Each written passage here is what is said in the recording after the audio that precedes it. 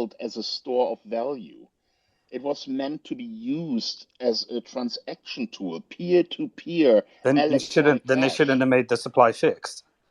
If you want people to spend it, you have to increase the velocity of money, which is where you start increasing the supply to encourage spending.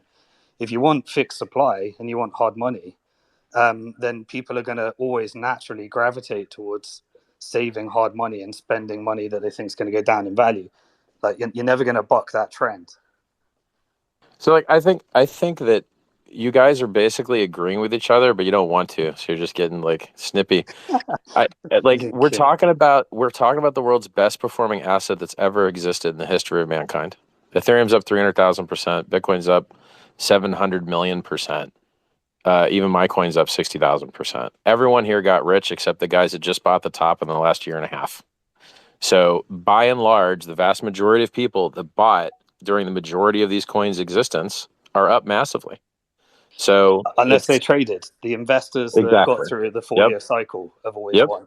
Yep, the guys that trade are the food that makes the chart go up higher, unless the scammers de-risk into U.S. dollars, or unless they left it in a centralized exchange.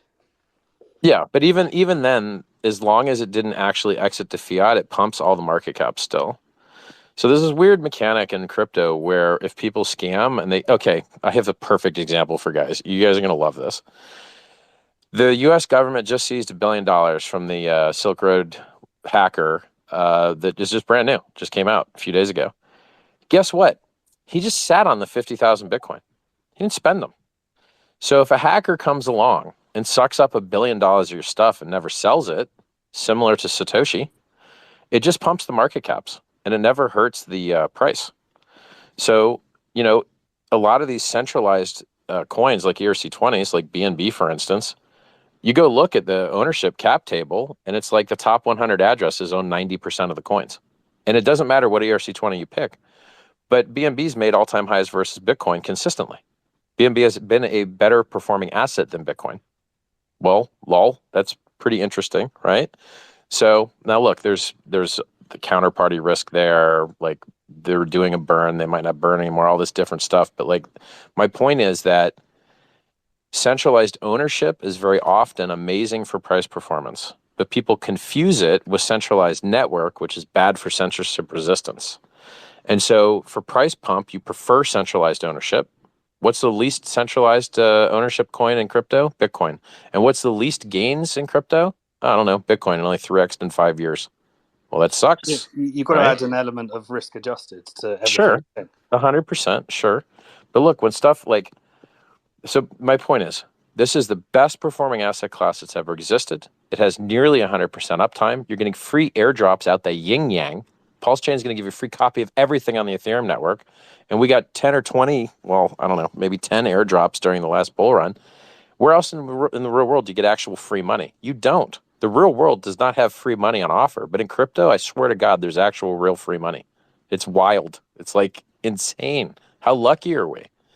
And I mean, so if the government would just take its grubby, dirty hands off of our amazing technology, stop with the regulatory horror of making it illegal to sell the stuff to your friend, let exchanges flourish and have American customers, and let capitalism and competition do what it does best and give users choice and they choose the better thing, would be glorious. Why do you think everyone used FTX? I mean, FTX basically just came up because the founders of BitMEX got arrested. The guys that are FOMO tards that want to go FOMO hard didn't want to do it on BitMEX anymore because the founders went to jail for a while. And that's the only reason FTX came up, basically, is because it was considered a more play safe to FOMO and to get wrecked margin trading, in my opinion. Correct. My opinion. So look, long story short, there is no better performing asset in the history of mankind. There is no better uptime than 100% uptime. These features are amazing. The fact that you can get around evil governments doing capital control stuff that they might not should be doing, like North Korea or some other communist governments. The fact that you could leave a war-torn area like Ukraine with your money. The fact that if there's another war or a time of strife, you could pay to get your way out of those countries. There's just so many amazing things that crypto does that nothing else can do. It's one of the only things I know of in this world that can change man's relationship to government, and it will make less war.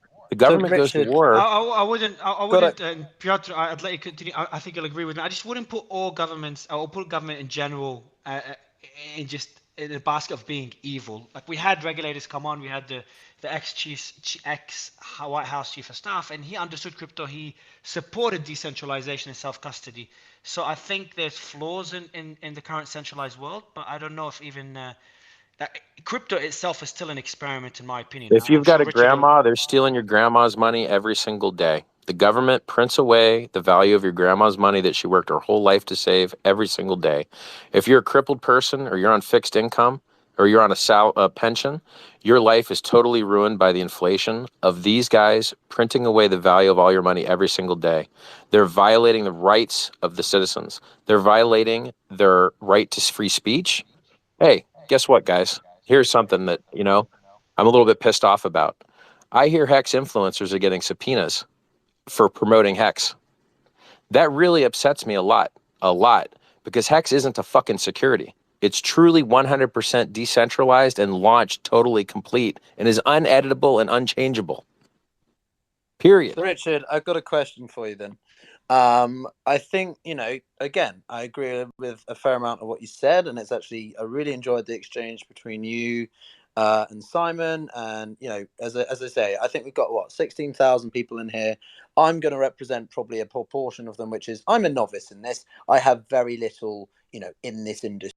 So from what I'm hearing from you, and you can correct me if I'm wrong, is that, now in the aggregate scheme of things, everything now is relative to when it first began. But that question leads to me is, so how do us newbies, again, if I'm role playing for some people, get involved? If things are continually getting in a way, we're in a fluctuous period, it's volatile, there's a lot of concern, the encroachment of potentially regulation. And I might point out that a lot of your focus, which is fair enough, is to do with the United States, but it's going to be different in other parts of the world. China's not even, allowing Bitcoin mining. How do we navigate this period as people who want to get involved? They want to understand where to go, how to do it. What would you say to those people? Quite simply, look, Kraken.com's got thin order books, but Jesse Powell that founded it is a cypherpunk, libertarian, believes in human rights, So now he ain't CEO anymore. Hopefully whoever there is running it is still doing a good job. I don't like referring people to exchanges that have margin trading. They get wrecked. So, but if I had to on-ramp a new user, I'd either on-ramp them to Bitstamp, who apparently will AML KYC you to death and ask you the worst questions ever, or to Kraken that has margin trading, but at least has Monero. Now, how many exchanges have Monero?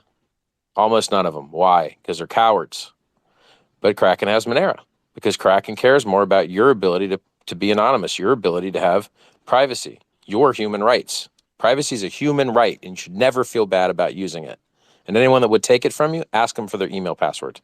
Ask them to see their search history on YouTube and on Google and see how quickly they care about privacy again. So I would just tell a new user, look, set up an account on Kraken.com, install MetaMask on your phone, never give anyone your private keys, never give anyone your seed words. There is no support. Anyone that direct messages you is scamming you. If someone messages you and says there's support, they're scamming you. If someone messages on Twitter and says there's support, they're scamming you. Don't enter your private keys into a website ever. Do not approve weird dApps. Don't fall for fake giveaways. Don't fall for, I'm going to send you send one, you get two back, fake Elon Musk giveaways. Or lately, all these fake Uniswap liquidity bot giveaways. They're all scams. All you got to do is install MetaMask, save your 12 words, set up a Kraken.com account, wire some money to Kraken.com, buy Ethereum, and then swap that Ethereum to whatever you want using 1inch.io or match.xyz because it spreads your orders across all the available liquidity, gets you best order. Just some quick breaking news that came from the block here.